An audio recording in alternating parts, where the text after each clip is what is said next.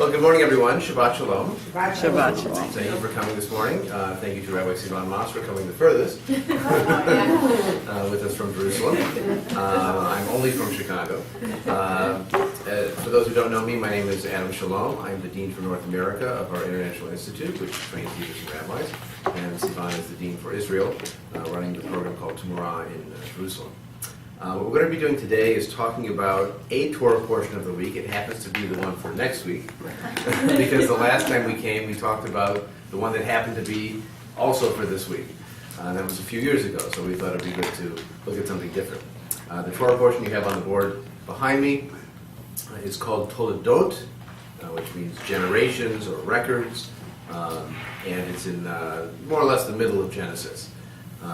What I'm going to do to begin is give you a quick summary of what's included in this Torah portion, and then we'll turn to Sivan to highlight a couple of themes or episodes to focus on, and then I'll also highlight a couple of details that I found interesting. We're always open to questions, comments, reactions as we go through the class. So again, thank you very much for coming. So the Torah portion is part of the saga of the family of Abraham. I'll just highlight on the board here. Abraham has just died at the end of the last Torah portion. And he was buried by both of his sons, actually both Isaac and Ishmael, who come back to bury him in the family grave. But what we see in the saga of the descendants of Abraham is there's always a favored line. And it's not always the older one. In fact, it's usually the younger one who gets the favor. So Abraham is the founding patriarch. You can even tell from his name, Avraham, father of a multitude. What a coincidence. And then he has Ishmael, his older son, with his handmaid, and Isaac with his wife Sarah is the younger son, but Isaac is the one that receives the line of Jewish descent, so to speak. And as we'll learn about in our Torah portion today, Isaac's wife Rebekah ultimately has twins, Jacob and Esau, but again, Jacob will become the dominant strain. So that's the basic family tree to know who we're talking about and which generation. So Jacob is supposed to come out next second. We will find out. Read the book, they say. Okay, so we begin in Genesis chapter 25. It's after chapter 24. 34. 37. Oh, 5. Wait. There's many different translations of the Bible. It's not always going to be the same page. That's one of the challenges. Kindle location 1544. Okay. So it begins with... Yeah, and I'm just going to give a summary, but we're not going to read through the whole thing verbatim. It begins reminding you that Abraham was the father of Isaac, and Isaac was 40 years old when Rebekah becomes his wife. Rebekah is infertile. The traditional commentators imagine that she was 3 years old when he married her, so no wonder she was infertile. 3 years old? 3 years old. In any case, yeah, it's very typical. And correct news, evidently. She's infertile, which often happens to the matriarchs. He prays for her to become pregnant. Indeed, she does become pregnant, but her children wrestle inside of her.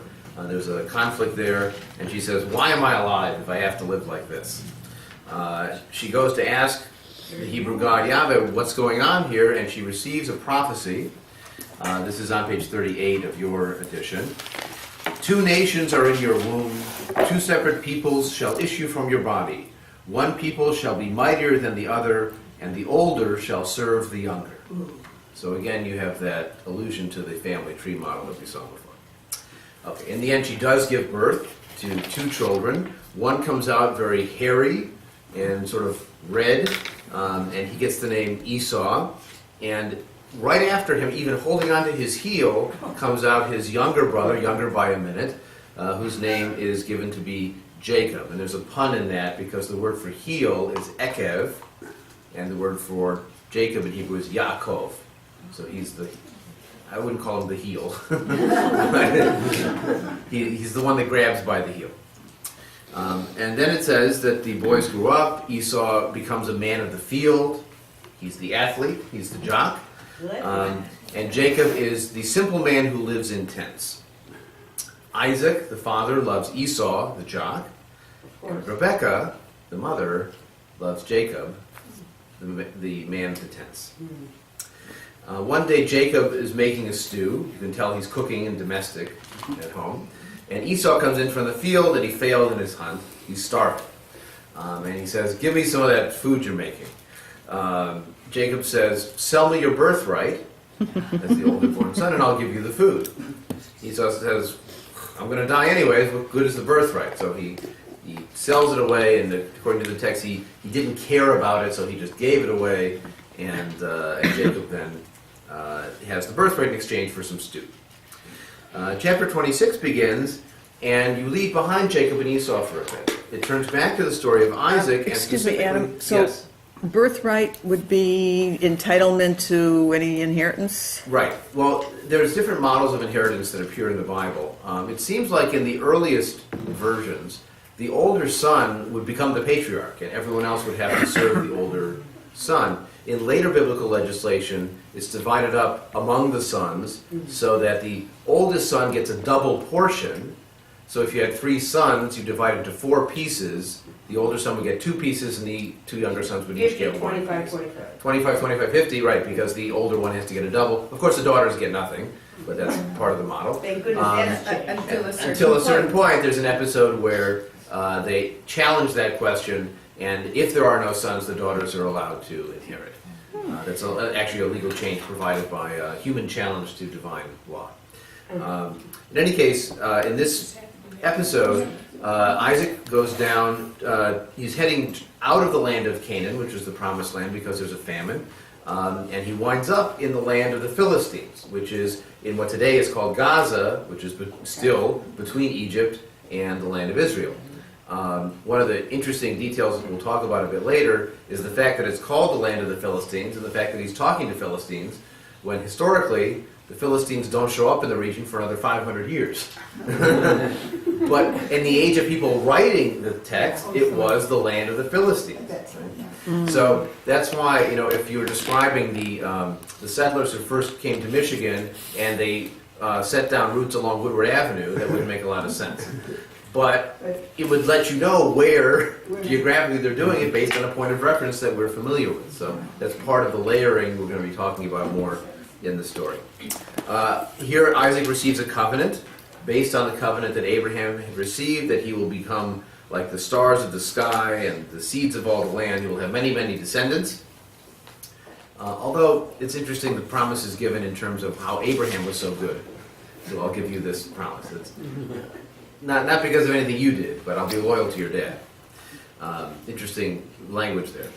Now, when they get to this place, and Sivan will talk more about this, Isaac is worried that people will try to kill him and steal his wife, and so he calls his wife his sister.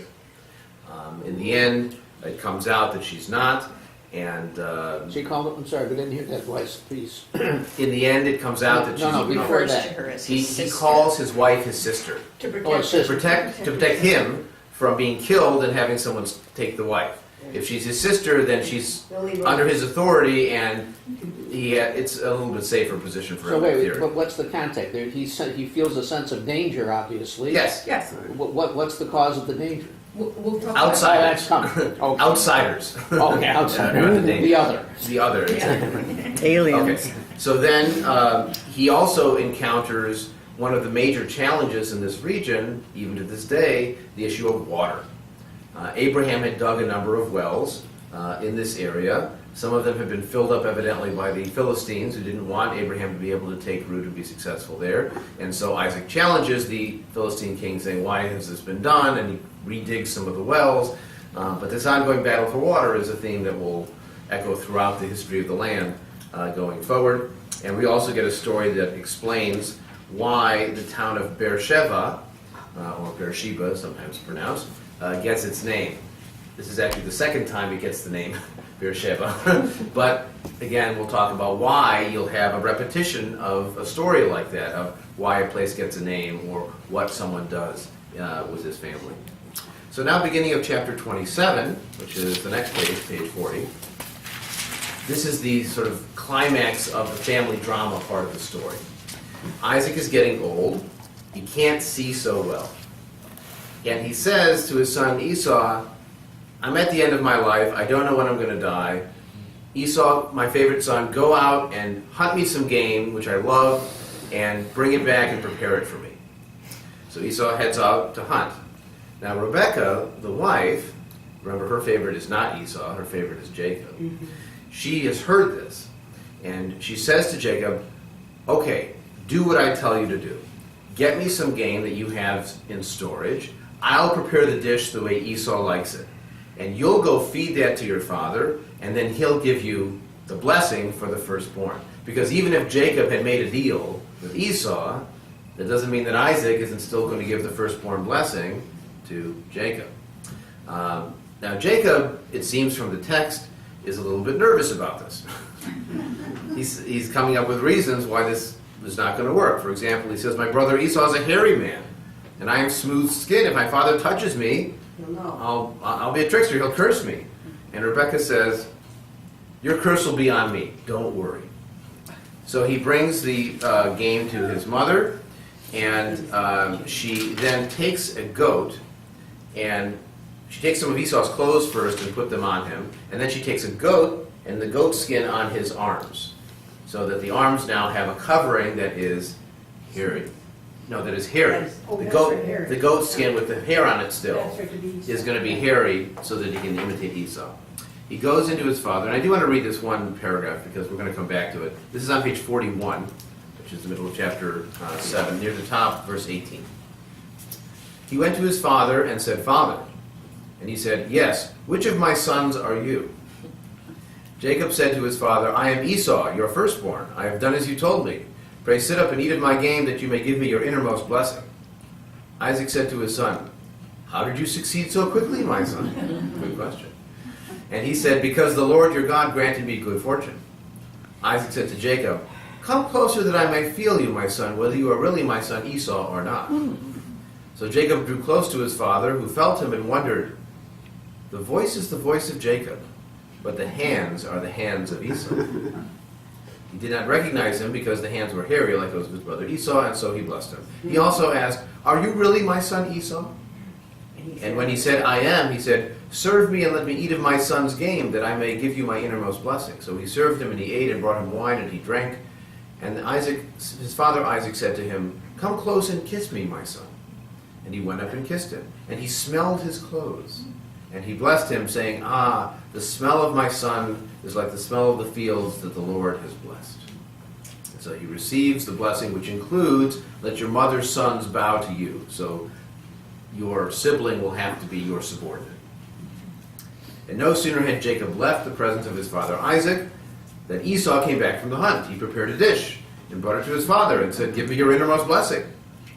Isaac said, who are you? And he said, I am your son Esau, your firstborn. And then Isaac said, who was it then that brought me that earlier dish? I blessed him. He remains blessed. And Esau begins to sob. And he says, bless me too, father. And Isaac says, but your brother came and take your blessing. And Esau says, was he then named Jacob, Ekev, again the heel, so he would supplant me these two times? First my birthright and now my blessing? And then he says, do you not also have a blessing for me, father? Very poignant. Isaac said, I've made him master over you. What can I say for you? And Esau again says, have you only one blessing? Bless me too. And he cries. So Isaac answers and gives him a blessing. Now Esau harbored a grudge against Jacob. No wonder. All right. Time to litigate. He said, let the mourning period of my father end and I will kill him. So after my father is gone, I will get him. Now Rebekah heard this and she said, your brother is planning to kill you. You need to flee to my brother Laban and stay with him until things calm down. Now earlier in the story we saw that Esau had married at age 40, just like Isaac had married at age 40, but he married Hittite women. Interestingly, one of them is named Judith. I haven't found a commentary that explains why a Hittite would name their daughter Jewish. Yehudi. But in any case, He was from Judah. maybe geographically, that's right. That's right. Although it's interesting, it's called that before Judah the son. Right. Jacob. There were many. Yes. So Rebekah said to Isaac, I'm disgusted with my life because of these Hittite women. we already hear an echo here of the fear of the outsider, but now it's not the violent fear of the outsider, it's the fear of loving the outsider, having the outsider love you. We hear this echo today too. So she sends him back to her ancestral home to hopefully find someone there and not to take a wife from the Canaanite women. And then the very last part of this Torah portion, which is verse 6, when Esau saw that Isaac had blessed Jacob and sent him off to take a wife from there, and telling him not to marry from the Canaanite women, he realized that Canaanite women got his father mad. So he went and married Canaanite women. There you go. In the Hebrew you say dafka, just to stick it to him. Oh, that gets you mad? I'll do that. Some things never change. I'll do that. That's right. So that's a quick survey of what's covered in this Torah portion, Toldot. We're going to drill down into some of the specific episodes and issues, so I'll turn it over to Rabbi Sivan Maas. Thank you. There are a few things that I find interesting. First of all, I think it's a beautiful story. It's troubling, but it's a beautiful story. It's fascinating, and I think that that's why one of the reasons why it is still alive and we're still telling it, because it's just a good story. And there are a few things that are very much part of the language. I guess it's true of any good literature. Some things get lost in translation. And one of the things that gets a little lost in translation is Yitzchak's name. Isaac, his name is Yitzchak. And the reason his name is Yitzchak is because when God promises a 100-year-old man by the name of Abraham that he will have a son, and his wife is 90-year-old, and she's barren, she never had kids before. So when God says to him, "You're going to have a son," he bursts out laughing. And the name of Yitzchak has to do with laughter. Now, you would think that they would look for another name, because laughing at God when God says to you, "You're going to have a son," means you're not really trusting this God.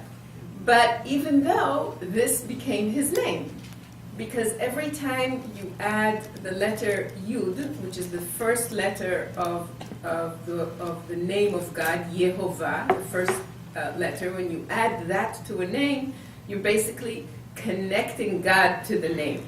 So you have Yud and then Tzachak. So it's Yitzchak. You add the name of God to the word laughter. So it's not as if you're avoiding the issue. You're putting the issue right in front of you, saying, "Aha, you laughed, and then let's add God to it. Now you're going to have a son." And so Yitzchak is a name like that. But again, in this incredible literature, this concept of this Almighty can do anything in the world. This is Abraham who already knows and trusts him and believes him and whatever, is laughing at this God when he gets his son.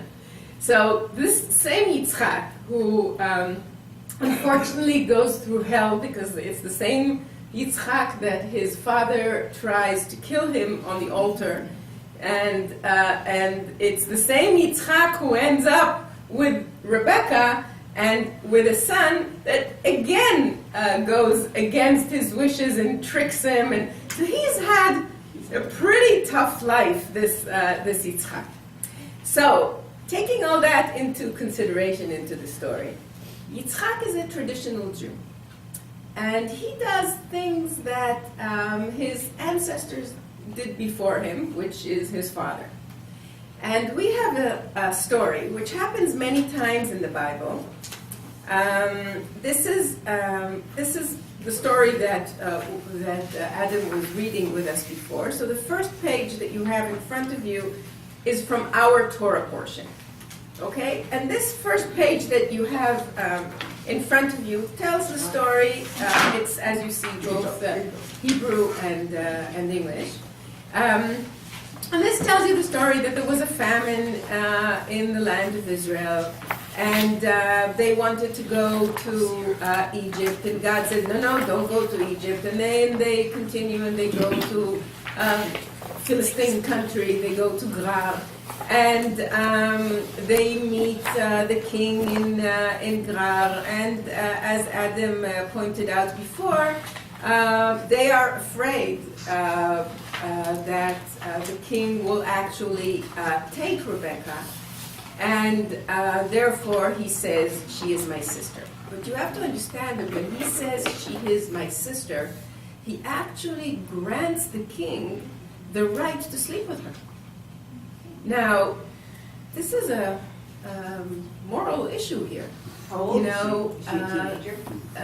We don't know. We don't know how old she is here, and it's not those- in the Bible. It doesn't say how Yeah, old the she is. commentators are coming up with this stuff. It's not. Right. It's not in the Bible. It's not in the story. But I'm sure she's young and beautiful, and he's afraid that he will take her. Now, you have to understand that in the this is okay. We'll get to that.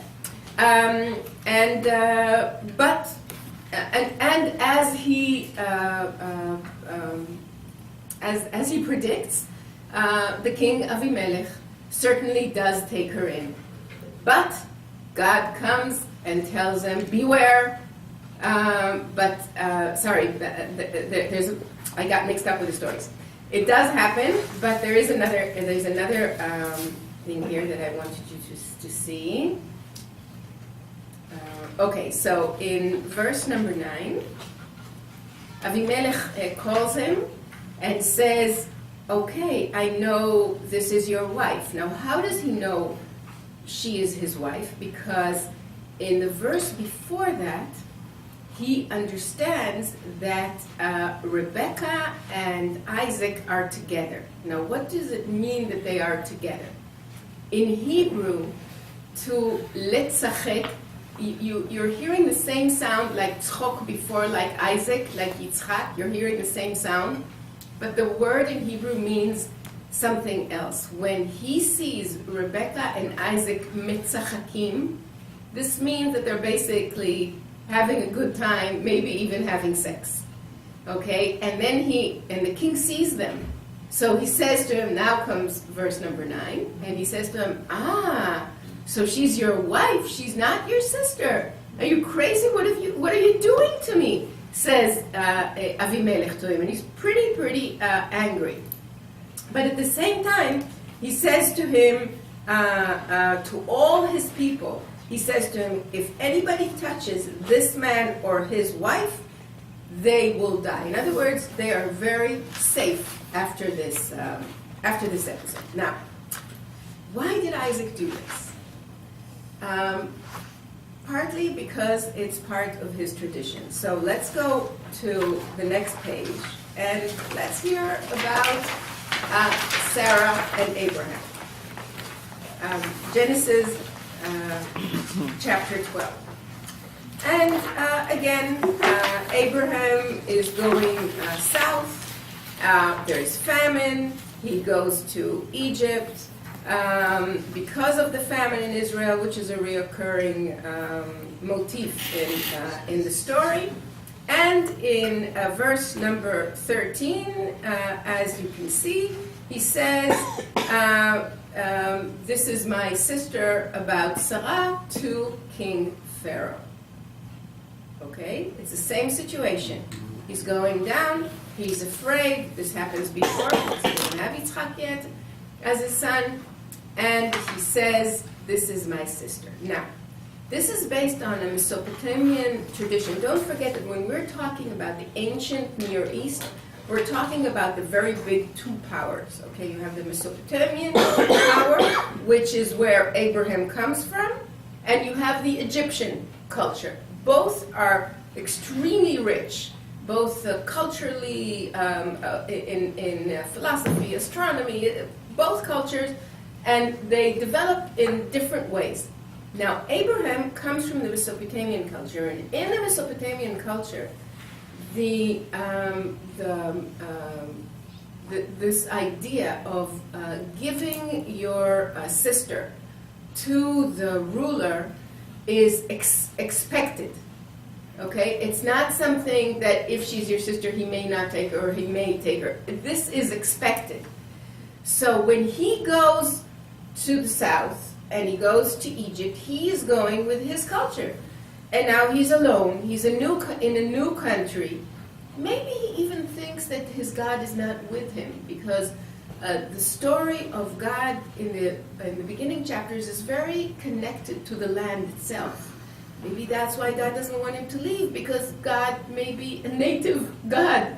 And anyway, he feels alone. He has this tradition of giving the sister to the king. He's afraid to say she's his wife because it can be dangerous. So he knows very well what he's doing. He's going to say that this is Abraham, he's going to say that she's his sister. Pharaoh is going to sleep with her, and he will be safe. And this is what happens in the story. She sleeps with Pharaoh. But not only does she sleep with Pharaoh, after she sleeps with Pharaoh, and Pharaoh understands what happens, he makes Abraham stinkly rich. He becomes so rich that this is where Abraham becomes a very affluent man. Now, remember that Isaac, I told you, is a traditional Jew. When he says, "You are my sister," he knows the story. But this is not the only story. There is another story, the next page. Abraham tries to do this again. It worked pretty well the first time. He has no moral issues with the fact that Sarah slept with Pharaoh. So if that doesn't bother him, and he became so rich, why not try it again? So he goes again, and again there's famine. You know, you can always trust the famine. And there's again famine. And now he goes to the Philistines. And he meets this king who is called Avimelech. Same name. Exactly. And I told you that Isaac is a traditional Jew. And he goes and he says the same thing, the same story, she's my sister, etc., etc. This time God doesn't like this. And he stops it and he says to Avimelech, be careful, beware, see what you're doing. And Avimelech says, okay, and he doesn't sleep with her, and he doesn't become rich because of this, and he leaves. So Isaac, in his memory, has these two stories of Abraham, extremely successful story with Pharaoh, and a pretty okay story with Avimelech, because everyone's alive, nothing really happened. So why not? Why not go and do the same thing, which he does? So when you read the stories in the Bible, sometimes you see these reoccurring themes of these families that have the stories in their mind, and you see them reappearing. And what is really interesting is that if you care to do this on your own, you don't have time to do this, is that if you read the stories carefully, you actually see it's almost the same language. So the author, the editor, whatever, knew very well what he was doing when he was putting all these stories together and saying to us, you know, families is never a simple matter. Okay? Anytime in the Bible somebody says that they love each other, you know it's going to be bad.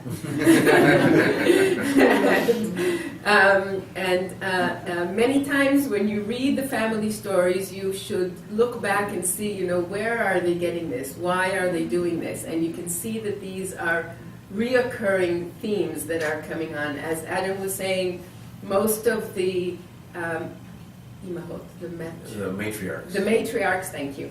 The matriarchs were barren, and they needed the assistance of God in order to have children. So you have these themes that are reoccurring. And I think that one of the things that you can see that there are sort of two levels when we read the Bible. One is the story of there is a God, and nothing can actually come about without him.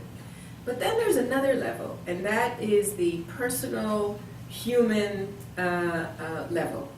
And the stories are written that way. And one of the reasons I think that these stories, as I mentioned in the beginning, we're still telling them, is because they're good. And because thinking about a man that is becoming extremely rich and people looking at him and saying, how did he become rich? And then they say, that's simple. Pharaoh gave him a present. Why would Pharaoh give him a present? And you can see how these stories are told and retold and become so much part of our culture. And when you look at Western culture, not only Jewish culture, these characters are so much part of our culture. In Jewish culture, you can look at Leonard Cohen poetry, and he has a beautiful poem about Isaac and his tragedy. But you can see it in visual art, and you can see it in plays, and you can see it. These stories are part of our culture, not both in religious culture and in secular culture. And again, probably because they are meaningful and they're very close when you sort of dive into them. These dramas are can become emotional reading them. I just want. Okay, go ahead. Go ahead. And I think there was a question. Yes, please. A comment. Sure. As a feminist, I find them not so wonderful, and I find them without. They have to do with the value of virginity and who gets to have sex first with a woman that belongs to somebody else. You jump ahead to the early Middle Ages, and you have the droit de seigneur. It's exactly the same. The first night, the first sex, somebody that's not related, by means of power, gets to enjoy, in quotes, the young woman. This is going on today, isn't it? What's going on? I just find it,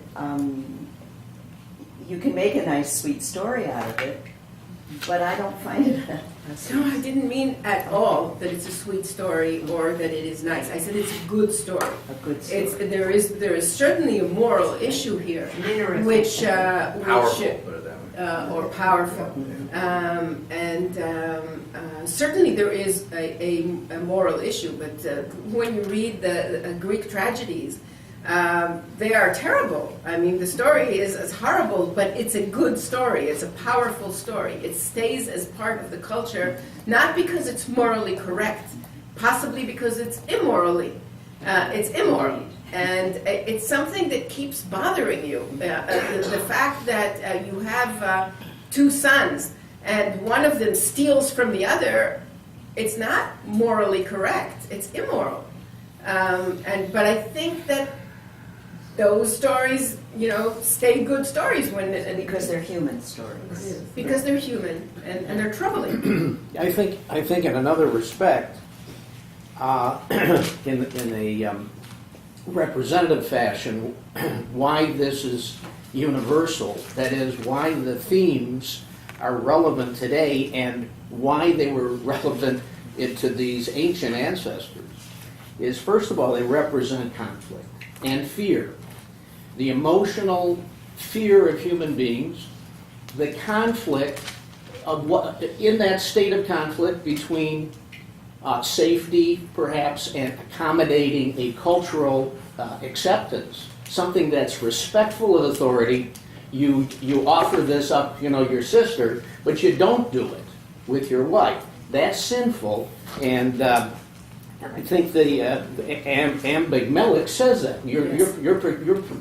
You're proposing that we do a sinful thing. So in the culture, there's a morality about it. So the idea here is it represents an emotional conflict of a human being, our hero, and what does he do? In one case, he does it, and the consequence happens to be good.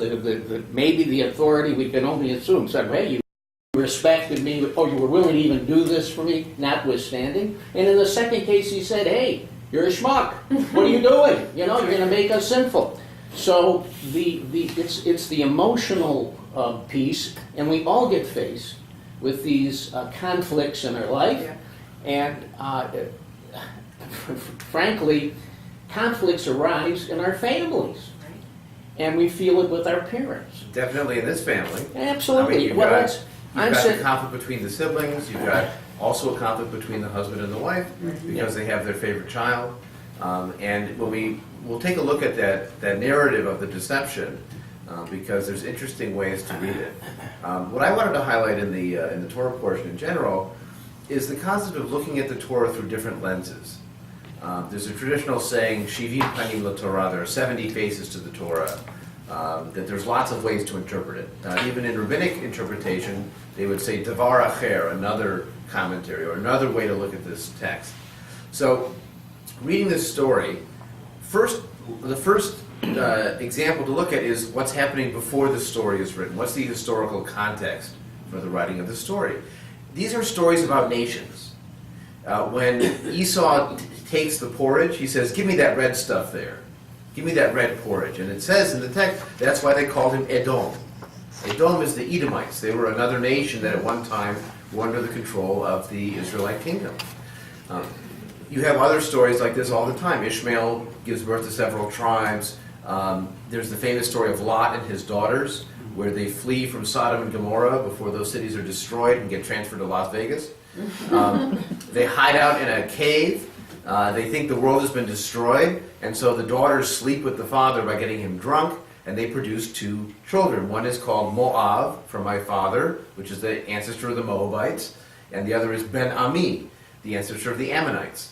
Now, the Moabites and the Ammonites didn't tell that story of their own origins. They wouldn't say that they're bastards and sons of incest. That's what a political rival might say about their ancestry. So these are not actual genealogical stories. These are political narratives that are set back in time. So that's the context we're dealing with here. Once we're talking about people that represent nations, there's another layer to what's going on here. So when Isaac is told, don't go down to Egypt, there's a political layer to that later battle between Israel and Egypt there. And in fact, that line was used in later generations to tell Jews, don't go down, don't move back to Egypt, even though Alexandria was a huge center of Jewish culture, and Jews lived in Egypt until the 1950s. So there was this tension between these two traditions of what to do with Egypt, but that's just projected back into this story. So that's the historical context. We're talking about nations here, not just people. The second context or lens to look at it is the actual writing of this story. The writers were aware that Abraham had disguised his wife as his sister, and then did it again to Abimelech, and then Isaac does it to the same king that Abraham did it for. That's not news to the writer. They didn't forget, 5 scrolls before. They understood that, but it may be the case that repetition of those stories is part of the story of writing itself. There may be some traditions that were ascribed to an Abraham group that claimed Abraham as their ancestor, and another tradition that was ascribed to Isaac as an Isaac tribe, and they had that tradition for their ancestor. There are 2 stories, one in our Torah portion, one in the previous Torah portion, about how the city of Beersheba gets its name. Literally, it means the well of 7. But in the version that appears in our portion, it might also be the well of the vow, because Shavua can also mean vow. So when you get these 2 stories of how a place gets its name, and ironically, it says Isaac went to Beersheba, and then he named it Beersheba. You've got a sort of historical context. Why are they telling these stories twice? Well, maybe one was part of one tradition, one was part of another. And certainly in the case of Jacob and Esau, where they're wrestling with each other, they see a relationship between the 2 peoples in later generations. They might speak a similar language. They might have a similar material culture, pottery and clothing and so on. So they're not going to deny the reality they're related, but they want to say that we've been fighting forever. Even in utero, we didn't like each other. Now, as Sivan said, what makes these stories fascinating is that it's a compelling family drama. We may not agree with the values and the context and the ethics. We may not agree with the choices that the characters make. But it's an interesting and compelling and very human family dynamic, where one parent likes one kid better than the other, and the other, you don't have to explain it. People understand. This is unfortunately how this happens. Although I remember a story that Joyce's husband Blue told me once, that when he was growing up, his father would take him aside secretly and say to him, you're my favorite. And it wasn't until many years later that the kids compared notes and realized he did that for all of them. Yeah, they were three So brothers. they would all get told periodically that they were their father's favorite. You whisper in the ear. Yeah, right. It's very secret. But in this case, it's clearly set out that one is the favorite of one and one is the other. What I want to do, though, is when we read these family dramas, we assume we know what's going on in the story. But sometimes it's more complicated. This commentary, which is by Richard Elliott Friedman, who's a biblical archaeologist and a scholar of the evolution of the Bible, points out that in that prophecy where Rebecca says, why am I alive if they have to wrestle in my womb? The Hebrew could be read differently than we normally do because of the way that the subject and the object can be flipped. So the key clause there is V'rav ya'avod sa'ir. So we often translate it as Rav, the more, the elder, Ya'avod will work for, Sa'ir, the younger. But you could flip, if you put in punctuation differently, you could say V'rav for the older, Ya'avod Sa'ir, will work the younger. So you could rework it and say for the older will work the younger. It's a classic ambiguity of the oracle. When you go to the Greek oracle and it says if you attack this country you'll destroy a mighty empire. Which one? Sometimes it's your own. That's how the oracles work. It makes it ambiguous. And I Yes. just wanted to point out in this that it's important to remember that when you open a Torah scroll and you look at it, it doesn't have punctuation Right. and it doesn't have Vowels. vowels. Right. So you certainly playing around is legitimate because it doesn't mean that this is what was written. And sometimes the rabbis in a commentary will say, don't read it this way, read it a different way. Right. Or they'll have notes on the text. It's written this way, but it should be read a different way. And they've gone in and tried to play around with it. What I wanted to do, though, is to take a look at that climax of the story where there's the deception. And I want to Which read... story? There's deception all over. Okay, Right. sorry. This is the key deception where the wife deceives the husband and fools him into the wrong son. So this is chapter 27. But what I want to do is I want to read through it thinking about it the opposite way. What if Isaac knew? What if Isaac wanted to give the blessing to Jacob instead of to Esau? And this is a conspiracy. That this is a plot that Isaac and Rebekah either separately or together have cooked up, and the pun is intentional, that they've cooked up to convince their kids that they put one over on them or that it's not the parents' fault for the reversal. Okay? So let's take a look through this and see what the clues are that you could read the same story in the opposite way. So Rebekah is saying to Jacob, we're going to fool your father. We'll put on the clothes. I'll make the food. You'll wear the goat hair, and that will solve the problem. So Excuse me, where are we getting? this is back on page 41, middle of chapter 27. chapter 27, page 41. Okay. Again, verse 18. So the part that I read before, we're going to read again. But now, let's think about it as if Isaac knows. Jacob went to his father and said, "Father," and he said, "Yes. Which of my sons are you?" He already knows he's one of his sons. And is it really conceivable that a father couldn't tell his son's voices apart, especially when your eyes are going bad? Yeah. Other senses are generally stronger. He says something about your voices. Yeah, we'll Yes, yes, we'll get there. So he says, "I am Esau, your firstborn. I've done the game."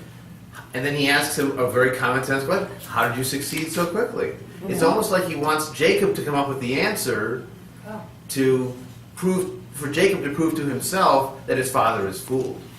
I mean, Esau knows there's no way he could have come back that fast and made the food that fast. But he's asking the question maybe for Jacob's benefit. And he said, because Yahweh your God granted me good fortune. So come closer and I may feel you.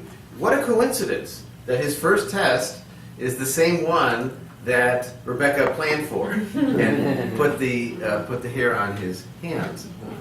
To feel you for my son Esau or not. And then you have that key line that was highlighted. The voice is the voice of Jacob, yet the hands are the hands of Esau. Which would you believe?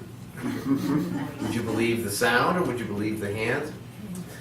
And it says, and the narrator says here, he did not recognize him. That's a challenge to that particular reading. Because the narrator here, not Isaac, is saying he didn't recognize him. But then he asks again, are you really my son Esau? So he's pushing Jacob to affirm it. And sometimes you do that to convince someone of something. You push them to be the one to say it and not you. And when he said, I am, he says, serve me and let me eat of my game. And then he asks him to kiss him. And that's when he gets the smell of the fields. And that's where he sort of clinches it. But notice he doesn't actually affirmatively say, thank you, Esau. He's referring to my son, my son. One of the ways the Bible, which is not very effusive in emotional language, and certainly in the early Genesis stories, gets at that relationship is by emphasizing my son, my father, and when they say that to each other, the Binding of Isaac story, for example, is a beautiful example of this, where they say, my son, my father, my father, my son, and it raises the tension of what's about to happen without having to say, I love you, I'm going to miss you, any of that stuff that we would normally think would be part of the narrative. You know, when you're scratching on animal skin parchment, you're going to be efficient with your, your emotional description. So this is another way that you could read through this. And the rabbinic commentators, by the way, spend a lot of energy trying to prove how terrible Esau is and how wonderful Jacob is. Because they have to justify what happens in chapter 27. Jacob is their ancestor, remember? That's the line. What does Jacob's name become later in his story? Jacob becomes Israel. He is the founding father of the nation in some sense. He's Uncle Sam. He's Uncle Israel. And if Uncle Israel is a cheat and a thief and a liar and tricking his blind father out of something that doesn't belong to him, how can I take that as my hero, as my ancestor? So the rabbis spend a lot of energy pointing out how terrible Esau is, how violent he is, how uncouth he is, how he doesn't listen to his parents, and so on and so on, and how wonderful Jacob was. There's even one commentary I came across this morning that says, actually, Jacob was conceived first in the womb. But Esau fought his way out first. So maybe that battling in the womb was sort of elbowing to get in front. So again, they're trying to find some way to claim that the spiritual birthright, the true line of holy descent, needs to go through Jacob. And I think that Esau gets a bum rap. I mean, yes, he sells the birthright for lentils. Okay, fine, that's not a good plan. It also is one of the origin stories for the name Edom, because of the Adom, the red of the lentil, gets attached to Esau. But by the end, he's very sympathetic. He did what his dad wanted. He went out and he got the game, and he comes home, and his brother has stolen his blessing, and his father won't bless him. And he says, don't you have another blessing? Please, can't you bless me? I mean, it's really not pathetic. It's pathos. It's emotionally touching. So Esau gets a bum rap, but that's the last lens I want to highlight, and then also get to some questions and other comments. It's reading back from your own history into the story. That line at the end, Esau hated Jacob, is often pointed to by later generations of Jews in the present tense. They'll say, Esav soneh et Yaakov, he hates Jacob. Because Esau isn't just Esau. Esau becomes the Edomites. Esau is the word that's applied to Rome and the Roman Empire.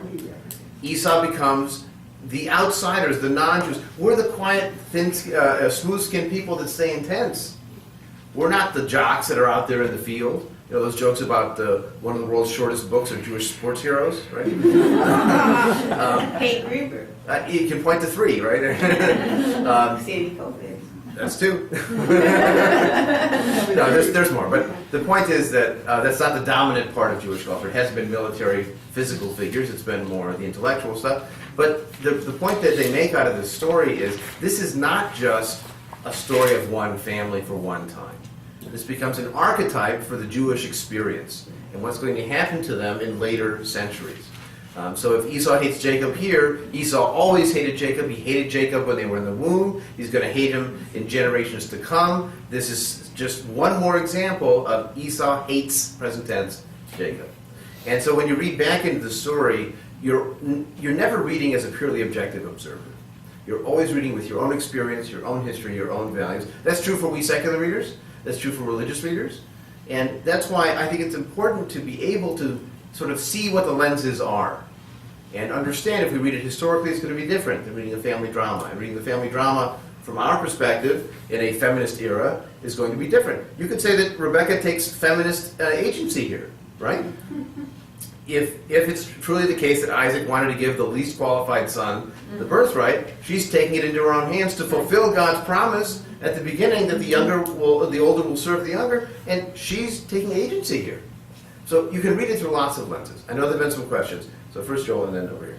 Well, in the piece where God tells Rebecca is already a clue that this is, at its heart, a destiny story. And it's about if something happens, given all the causes and effects, all the circumstances in the whole chain of development of the story, it's that could be said to be God's plan, or this is God's doing. And so I think even if Isaac doesn't know what his wife is doing, he himself has his own ambivalence perhaps, and when this presents itself, he actually tests to see whether this is destiny or not. He asks certain questions. If the answers come back, it's kind of a evidence of this is what should be. That is, this is the destiny. And Or at least it gives him, at least it gives him plausible deniability. So when Esau comes back, he says, "Oh, Jacob tricked me. I don't know." Well, yes, it could be that he wanted Jacob to be the one, but more important is it God's will? And this is a submission to how does it unfold. He's not afraid to ask these questions because if the right answers come back, then it should be. And so, in fact, we as a whole people are kind of our story is that this was our destiny. Whether there's sibling rivalry and the whole context of all the things and the mother and the father, this was how it was, this is how it needed to be, this is God's perfection. And one of the commentators points out, is it necessarily clear that Rebecca shared that prophecy with Isaac? Maybe she didn't tell him. Because God talked to her. He talked to Isaac, he talks to her about it. And so maybe she's trying to fulfill his word without telling him because she doesn't feel authorized to tell him. So Sivan wanted to add in something at that. When you said that these stories become very important because they are representing cultures and they're representing nations, we have to also add the fact that the binding of Isaac, the whole story of the binding of Isaac, is perceived as a prefiguration of the story of Christ. So it's not. This is not a small matter. These stories and these specific characters are so major in Christianity, but also in Islam. This person, Ishmael, the son of Abraham, the other son of Abraham, he is the one that in Islam, he is the one that is being binded, not Isaac. So that this family is crucial to how Western culture has developed. Just the Cain and Abel, where Abel is supposed to be the farmer, the Joseph and his brothers, when Joseph is held back and the brothers take care of the land. It is sort of like the Jacob and Esau, where the one that is held back, educated by the mother or the father who remains back, the one who can read as opposed to the others. There seems to be a kind of...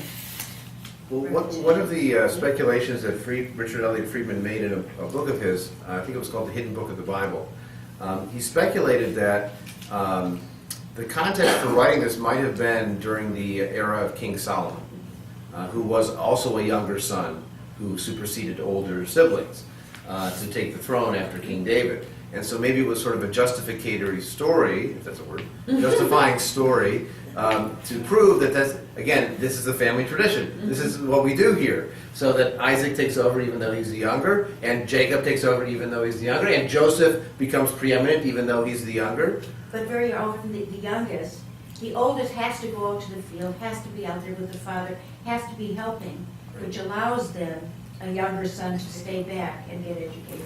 Right. And again, it's a question, is this post facto justification for what's happening politically? Or, I mean, this is where it gets fascinating. You know, imagine writing American history like this, with states and cities and tribes represented by individuals doing things with each other. It would be a very different story. But it might also be a very interesting story because it allows you to do history as literature, and that makes it a different kind of genre. Yes, David. Are there any commentators who wondered why this Avimelech gets taken in twice by the same trick? and how a Philistine king got a name like that? Well, Avimelech is an interesting case because, you could read the story and he actually comes off decent. Very. Yeah. And Isaac goes in there saying, I thought this place was, dangerous and godless and they're going to kill me. And Abimelech protects him. And honors his past vows with Abraham and allows him to redig his wells. And he comes across as pretty decent. But again, the commentators have to demonize anybody on the outside and justify Isaac's steps that were almost over-precautious for where he was coming from. But Abimelech is an interesting character that, again, this would make a fascinating counter story. Someone wrote a book called Ahab's Wife, which was Ahab from Moby Dick, what his wife might have thought. She only shows up in a couple of paragraphs in the whole novel, which is a long novel. But what would she tell the story? Or the famous example is the Red Tent, where Anita Diamant told the story of the matriarchs, but from their perspective, not from the patriarch's perspective. Rosencrantz and Guildenstern are dead. You retell it from another story. I would love to hear the account of Abimelech. Right. And what he did, and then these weird wandering Habiru show up who keep disguising their wife as their sister. What's that all about? There's a whole trend of this going on in Hebrew literature, of all these characters that are the small characters or the side characters or that were treated in a bad way, that there are all these novels that are coming out very, very similar to what, I don't think there's an Avimelech one. But there is something which is called the five matriarchs instead of, so who's the fifth, and et cetera, et cetera. But I just wanted to say one more thing about what we're doing here and referring to the rabbis. First of all, I think that many of the stories in the Bible present conflict, present immorality, present heroes that are complicated. And I think maybe it was on purpose, but it doesn't matter if it was or it wasn't. It gives us the ability to realize that the decision and the responsibility eventually is on us. And that we don't have this kind of culture of perfect heroes, because there is not even one perfect person in the Bible. That's one thing I wanted to say. The other thing I wanted to say is that the rabbis probably disagree with me, because many of the rabbis are trying to do that. They're trying to sort of iron out these complicated issues and complicated personalities. But they must have had quite a bit of fun, because they were sitting around a table very much like us and trying to say what you said before about the conspiracy and say, well, let's look at it differently. Yes. Let's try to tell the story differently. And many times when we think about these rabbis, we think about these guys with this big beard sitting there very seriously. They weren't. They're like us. Saturday morning, sitting around, bagels and coffee, having fun, reading. Maybe they didn't have bagels, but And I think the switch of looking at our ancestors, the rabbinical ancestors, that were enjoying this culture and having a good sense of humor, may enable us to read them a little bit better. There was a beautiful talk given at one of our institute's colloquia several years ago by Ari Alon, who is a scholar of Bible, originally Israeli, from an Orthodox family, but has left it to become secular. And he had this beautiful schema where he described the Torah lawyers and the Torah lovers. And the Torah lawyers are the ones who are interested in laws and rules and how do you do and don't intermarry and da-da-da-da.